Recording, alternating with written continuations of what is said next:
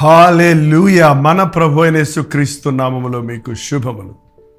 Good morning. ఎంత గొప్ప దేవుడండి మన ప్రభు.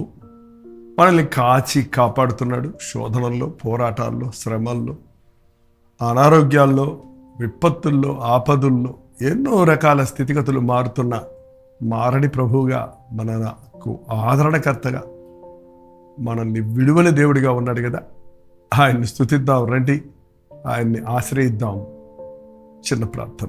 పరిశుద్ధుడ నీకు వందనములయ్యా. నిన్ను ఆశ్రయించిన వారికి ఏ మేలు కొదువడదని, నీ సహాయము కలిగి మేము బ్రతికినప్పుడు అన్ని స్థితిగతుల్లోనూ సురక్షితంగా ఉండగలమని నమ్ముతున్నాం.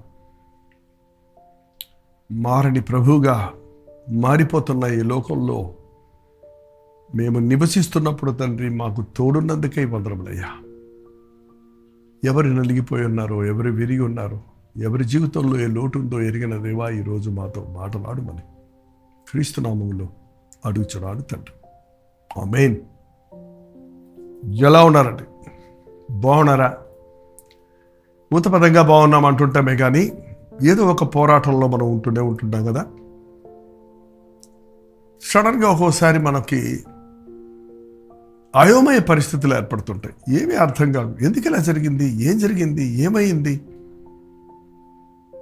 అనేటువంటి పరిస్థితులు, ప్రమాదాలు కలిగినప్పుడు, ప్రియులు మరణించినప్పుడు, మనం అనుకున్నది జరగనప్పుడు, ఆశించింది దొరకనప్పుడు, అన్నిటికంటే మించి మనకు తోడున్నవారు, మనతో ఉన్నవారు మన మీద తిరగబడినప్పుడు, ఎక్కడి నుంచి మీరు సహాయం ఎదురు చూస్తున్నారో అక్కడి నుంచి మీకు వ్యతిరేకత కలిగినప్పుడు, ఎవరి మీద ఆధారపడ్డారో వారు మిమ్మల్ని చేయి విడిచినప్పుడు, ఎంత బాధ కదా. భయంకరమైన ఆ బాధలో, ఆ పరిస్థితుల్లో ఎంతో నలిగిపోతున్నారు ఎంతోమంది. చాలామంది వారి ప్రార్థన అవసరతలు మాకు చెప్తుంటారు. కాబట్టి అసలు మనుషుడు ఎన్ని రకాలుగా వేధించబడుతున్నాడు, ఎన్ని రకాల బాధల్లో ఉన్నారు, ఎన్ని రకాల సమస్యల్లో ఉన్నారు అన్నది నాకు ఒక అవగాహన కలుగుతుంది. ఆ పరిస్థితులన్నీ ప్రభు ముందు పెట్టి ప్రార్థిస్తున్నప్పుడు ఆయన వాక్యంలో జవాబులు దొరుకుతున్నాయి. నలిగిన వారిని దృఢపరిచేవాడు ఆయన, బలహీనులను బలపరిచేవాడు ఆయన. ఎందుకు మన జీవితాల్లో విపత్తులు వస్తాయి, ఎందుకు మన జీవితాల్లో ప్రమాదాలు కలుగుతాయి, ఎందుకు మన జీవితాల్లో ఆల్ ఆఫ్ సడన్ మనం స్మూత్గా హాయిగా బ్రతుకుతున్నప్పుడు కష్టాలు ఎదుర్కోవాల్సి వస్తుంది అన్న ప్రశ్నకి బైబిల్లో ఉన్న జవాబు, మనం దాంట్లో ఉన్న డీప్ మీనింగ్, దాంట్లో ఉన్న లోతును మనం అర్థం చేసుకుంటే అది మన మేలు కొరకే కానీ కీడు కొరకు కాదండి. కీడు కొరకు కాదు. బైబిల్లో పక్షిరాజుల గురించిన ఉపమానాలతో చక్కటి విషయాలు ఉన్నాయి. ఒక్కసారి ద్వితీయ ఉపదేశ కాండము 32వ అధ్యాయం 11వ వచనం చదువుతున్నాను, వినండి. పక్షిరాజు తన గూడు రేపి, పక్షిరాజు గూడు కట్టి, గూడు కడుతుంది కదండి, పక్షిరాజే కట్టుకుంటుంది గూడు. ఎవరు బిల్డర్స్ ఉండరు. అక్కడో పొల్ల ఇక్కడో పొల్ల తెచ్చుకొని ఆ పక్షులు గూడు కట్టుకుంటాయి. వాటికి వసతిగా ఉన్నట్లు ఆ గడ్డి పెరక, ఈ గడ్డి పెరక తెచ్చి చక్కగా తివాసిలాగా, కార్పెట్ లాగా వేసుకుంటాయి. ఆ పక్షిరాజు, ఆడ మగ పక్షిరాజులు చాలా నమ్మకంగా ఉంటాయట. ఆడపక్షి గుడ్లు పెట్టేటప్పటికల్లా మగపక్షి గూడు కడుతుంది. ఆ గూటిలో గుడ్లు పెడుతుంది పక్షిరాజు. మగ పక్షిరాజు పని ఏంటంటే ఆహారాన్ని వెతికి తీసుకొని రావటం, ఆడపక్షి గుడ్ల మీద కూర్చొని కాచుకోవటం.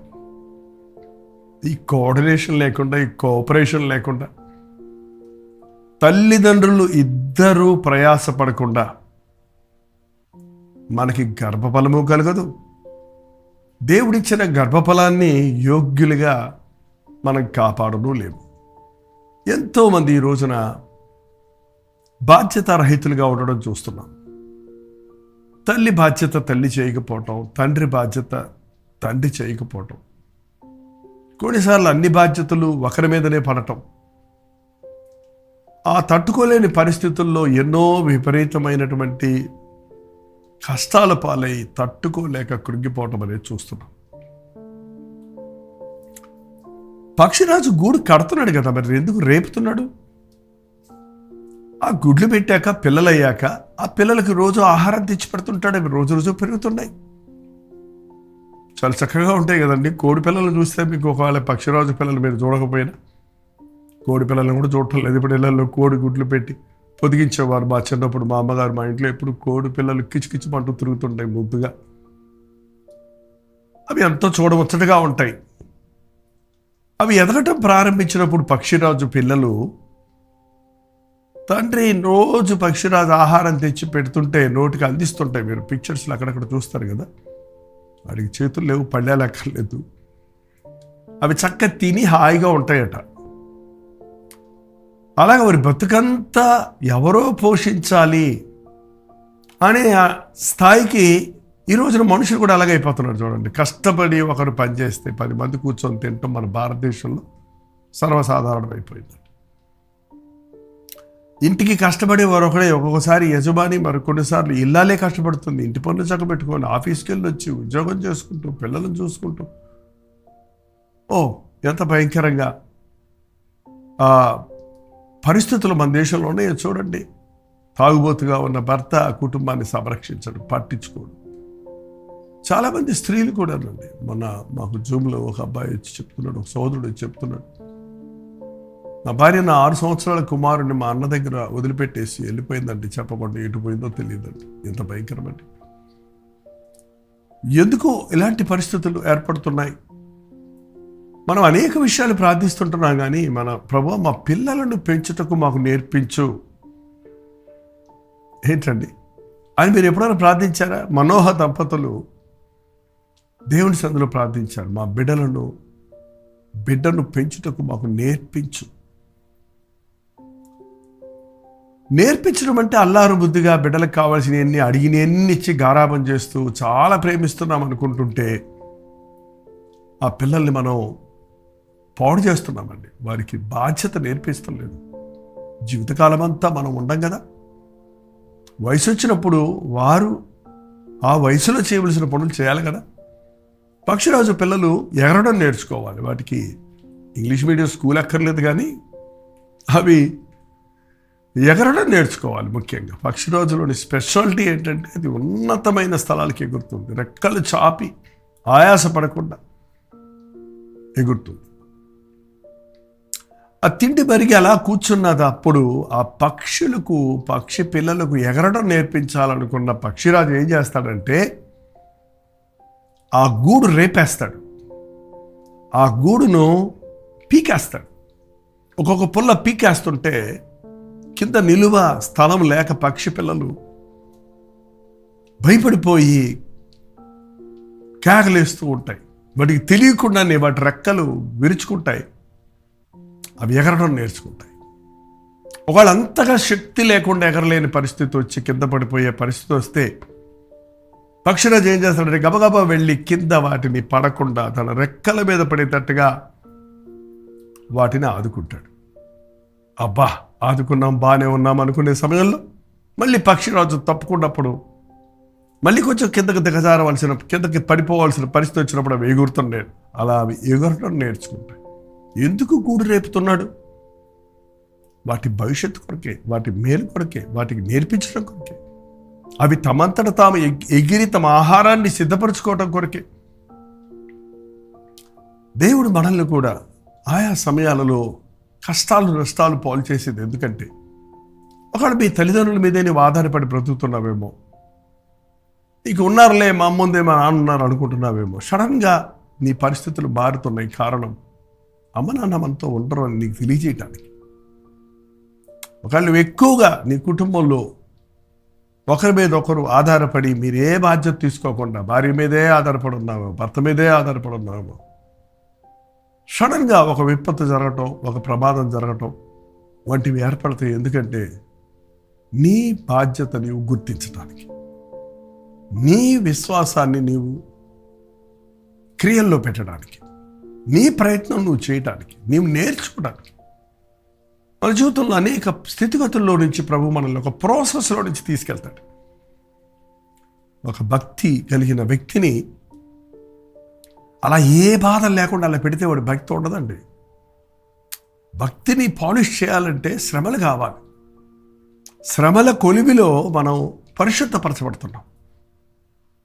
ఒక విలువలేని ఒక బంగారపు ముద్దకి ఒక నగిషి కలిగిన చక్కటి ఒక ఆర్నమెంట్గా చేయాలంటే, ఆభరణంగా చేయాలంటే దాన్ని కాలుస్తారు, కరగబెడతారు, దాంట్లో క్రొత్తదనాన్ని రూపిస్తారు. అలాగే దేవుడు మనల్ని శ్రమల కొలిమిలో పెట్టి శుద్ధీకరించి మనల్ని విలువైన పాత్రలుగా చేయటానికి